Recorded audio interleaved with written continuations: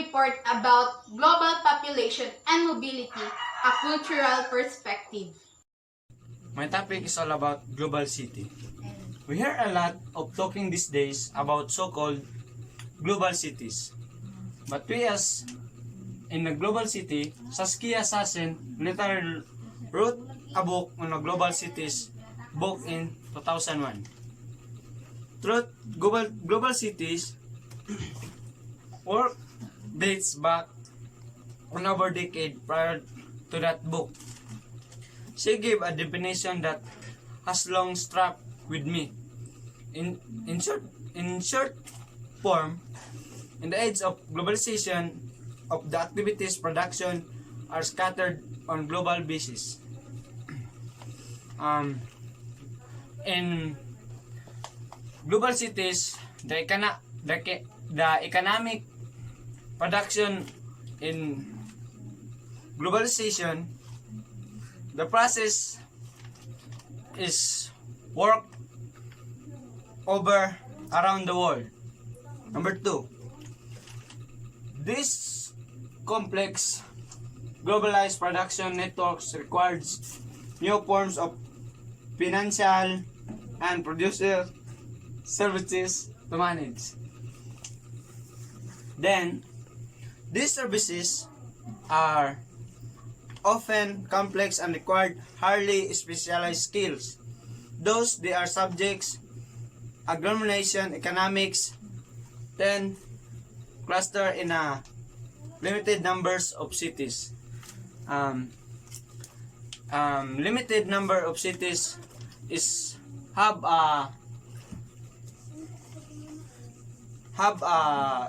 in the economy of every cities in a country, the production will be divided or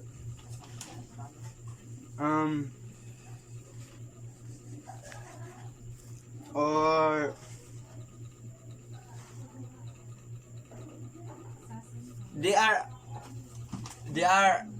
actually to be formed as a global cities because specialized talents forms related to different specialties and cluster. Actually, quite a few specialized production nodes because they don't necessarily directly compete with other having different groupings and nowadays global cities have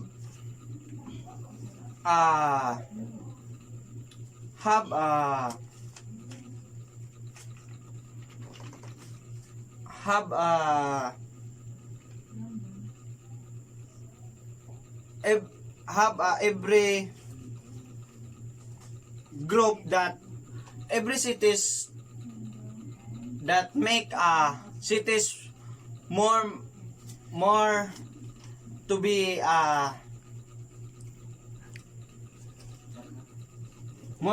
globalized the production of income and to the economy. And thank you. Hi ma'am, my name is Romoita Jaya Biancao, and this is my report. Since our topic is all about globalization, a global city is a significant production point of specialized financial and producer services that make the globalized economy run. Sasan covered especially New York, London, and Tokyo in her book, but there are many more global cities than these. The question then becomes how to identify these cities and perhaps to determine to what extent they function as global cities, specifically beyond all the other things that they do simply as cities. Naturally, this lends itself to our modern desire to develop league tables. Of studies were undertaken to produce various rankings. However, when you look at them, you see that the definition of global cities used is far broader. First version. Wikipedia lists some of the general characteristics people tend to refer when talking about global cities. It is a very lengthy list, but some of them are. Therefore, global cities are the heart of global economy. They do not only they do not only affect its domain city, but also the world in general because they are the progressive and the provider that takes its fight to assist the poor places to become the successful as well. That's all. Hi, good afternoon. My name is Kimberly Almidaria. I am here in front of you to discuss about global economy. We know that global economy has the effect in our country, which has the positive and negative outcome in our globalization. As you can see, this is a quite a hodgepodge of items, many of which are only tangentially related to globalization per se. In effect, many of them seek to define cities only in terms of global prominence rather than punctually as related to the global economy. That's certainly a valid way to look at it, but it raises the point that we should probably clarify what we are talking about when we talk about global cities. Global economy refers to the interconnected worldwide economic activities that take place between multiple countries. This is the example of global economy. The United States financial structure instability is based on trust for many years. The country has shown a perfect financial record when it comes to that payment. There are four benefits of global economy. So number one is lower prices, greater prices, structural unemployment. Number two, economy of scale, lower price, environmental goals. Number three, increased global investment, thus competition and avoidance. Number four, free movement of labor, trade from some countries. So that's all on my report. Thank you. So, I am Alberto Lian Mark V, and this is the continuation of topic of Group 1, about global population and mobility, a cultural perspective. So, let's proceed to 1.7. To clarify our thinking, let's look how various ranking studies have defined global city for their purposes. So, to clarify our minded or our thinking, we need to define the global city purposes. So, next is 1.7.1. One of cited such ranking was a 1999 research paper called a Roster of World Cities. So, in 1999, the name of research paper called a Roster of World World Cities. The authors of this is John Beaverstock, Richard G. Smith, and Peter J. Taylor. Explicitly reference Sassen's work, seeking to define global cities in terms of advanced produces services. And 1.7.2, taking our cue from Sassen, 1991-126, we treat world cities as particular for post-industrial production sites where innovations in corporate services and finance have been integral to the recent restructuring of the world economy, now widely known as globalization. Services both directly for consumers and for firms producing other goods for consumers are common to all. So here we can see about business, about goods or products, consumers that producing for consumers. So, or corporate services, as what I said about corporation or corporated, like that. So, the key point of this is that many of these services are by no means by ubiquitous for SASEN. They provide a limited number of leading cities with a specific role in the current phase of the world economy. So many of us is very curious about SASEN. So as what I search in Google, SASEN it means SASEN coined the term is global city, and that's all. Hi, I am Herman Osinas Jr. and this is the continuation of the lesson of global population and mobility, a cultural perspective. Let's proceed. 1.7.3, they took list of firm specific service industry, accounting, advertising, banking, and law. And determined where those firms maintained branches and such around the world in order to determine the importance of various cities as production nodes of this service.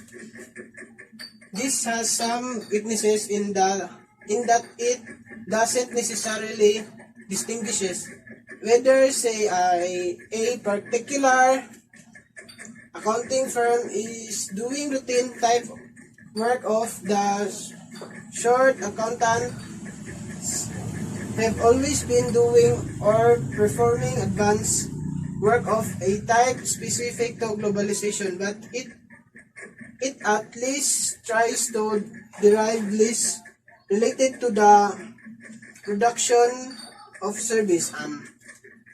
As what I learned about this, or the point of this topic is about accounting, about money or financial, either about of business.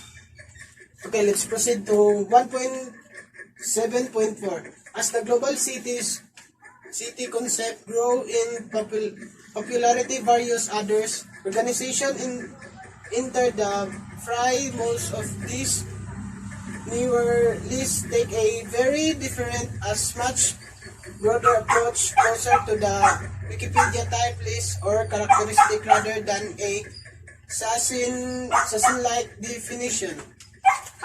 As what this topic related it or below, like they discussing about global population growing up every year, or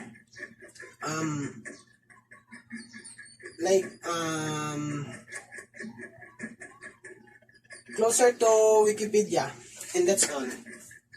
I'm Christian Paul is Bakatan. This is my report. My report is all about environment and natural hazard risk of natural disaster, environmental governance. Human vulnerability to natural hazard is further exacerbated by ongoing environmental degradation, high population densities in exposed areas, increased frequency of extreme weather events, and lacking or ineffective government policies. And I have one question in my own report. What is disaster risk governance? This brief defines disaster risk governance. Servants, media, private sector, and civil society coordinate in communities and on regional and national levels in order to manage and reduce disaster and climate-related risk. And another question in my own report. What is human vulnerability? Human vulnerability in this context can be defined as the diminished capacity of an individual or group to anticipate, cope with, resist, and recover from the impact of a natural or man-made hazard. The concept is relative and dynamic. Thank you. That's all.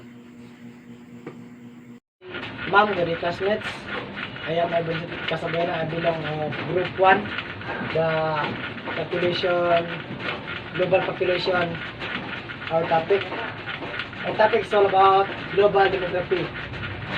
Global demography in the past 50 years, the world accumulated an transition of them demographic stability as a for in most countries in growth with the falling fertility rates. Growth fertility has fallen and population continues to increase because of population momentum. It will eventually level out through demographic change and create a bulk generation which today appears in many countries as a large making of working age of population. So, means of global demography, when we say global demography, it's a large of population. So, life population, demographic examine size of structures and movement of population over space and time. It issued methods from history. Okay, that is global demography. Global demographic growth until recently most agreed is middle ground in which population growth pursue has no effect on economic growth. Next is 3.2. This counterpart usually become a large operation in both development and countries' population, economics, and demographers. Until recent, most growth pursue has no effect on economic growth, and no evidence suggests that change in the age structure of population, and particular of pricing of working of non-working age individual leads to possibly of more rapid economic growth. The above according of population.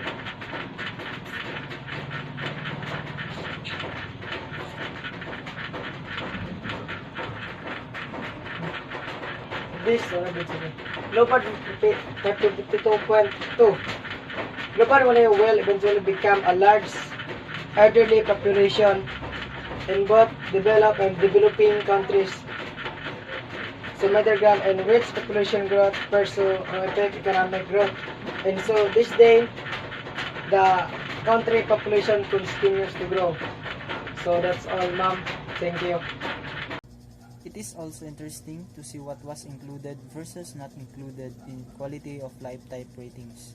For example, items like censorship, media access, the rule of law, and the environment are listed, but measures of upward social economic mobility or income inequality are not. Lastly, a number of the rankings suggest a self-consciously elite mindset, such as shopping and dining options, as with many quality of life surveys. This seems to orient them towards expatriate executive types rather than normal folks. Looking at this, I can't help but think that the criteria were the product of an iterative process where the results were refined over time. Thus, in a sense, the outcomes were likely somewhat predetermined. That's not to say the game was rigged necessarily, but I suspect if anyone were doing a global city survey and London, New York did not rank at the top, but developers would question whether they got the criteria right. In a sense, global city is like obscenity. We know one when we see it, but we don't necessarily have a widely agreed upon objective set of criteria to measure it by. I sense that these rankings attempt to look at global cities in four basic ways. First is the Advanced Producer Services Production node. This is basically Sason's original definition. This one remains particularly important because of the skills are specialized and subject to clustering economics. Second is the economic giants. Namely, this is a fairly simple but important of that simple measures how big cities are on some metrics like GDP. Third is the international gateway. It measures the importance of a city in the international flows of people and goods. Examples would be the airports and gateway figures.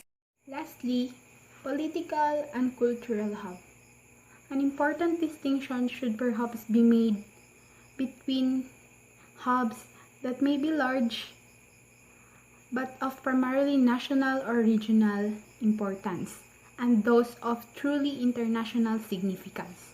For example, there are many media hubs around the world, but few of them are home to outlets like the BBC that drive the global conversation. Hi, I am Kit Jason De Gracia.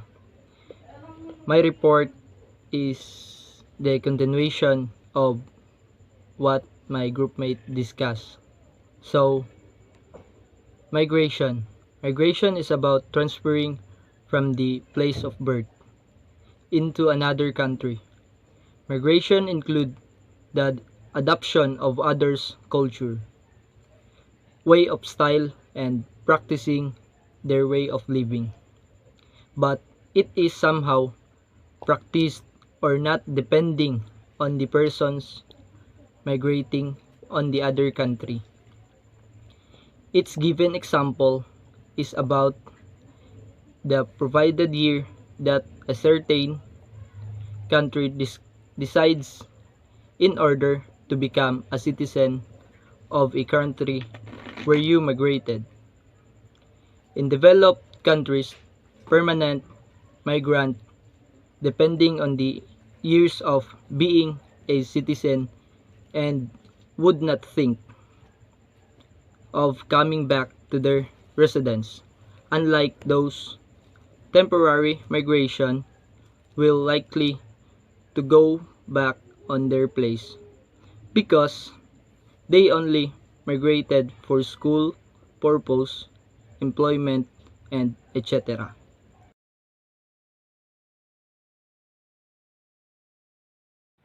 Good day, ma'am. I am Sherwin Dukunan. This is the topic that has given to me of Miss Trishalin. So, global population and mobility. How many of these migrants move back and forth is not known. In more contemporary studies of integral migration in the developing world, a circulation between villages and towns appears to exist rather than a simple movement from rural to urban areas. Hugo 1982, Fortero 1985, Esqueldo 1990. In studies of contemporary international migration to developed countries, high rates of turnover among migrants have been observed between 1986 and 1991. Some 17% of immigrants originating in China, Hong Kong, special administrative region who have moved to Australia had not yet stayed long enough at their destination to be recorded in the 1981 census, and there was a particularly high attrition rate during the first year after arrival. Key and Skildon, 1994. This particular situation is complicated by the establishment of homes in destination areas. So, global population and mobility. Geographic mobility, population mobility, or more simply mobility, is also a statistic that measures migration within a population. Commonly used in demography and human geography, it may also be used to describe the movement of animals between populations. So, mobility, if such as, involves a change in position but no change in social class. It is also called horizontal mobility. So, like for an example, would be a person who moves from a managerial position in one company to similar position to another. And that would be all. Thank you. Goes on and on and on. Remind me of everything tonight. Yes, I'm in the zone. I get a good feeling. Dreaming about the things that we could be. What's gonna be forever? You already know. That's what tell me when I'm in the spot. Don't believe me, just watch. Oh, is it too late now to say I need a one dance? And then we start to dance and I'm singing like, oh, I want something just like that. Might be over now, but I feel it still. I want you.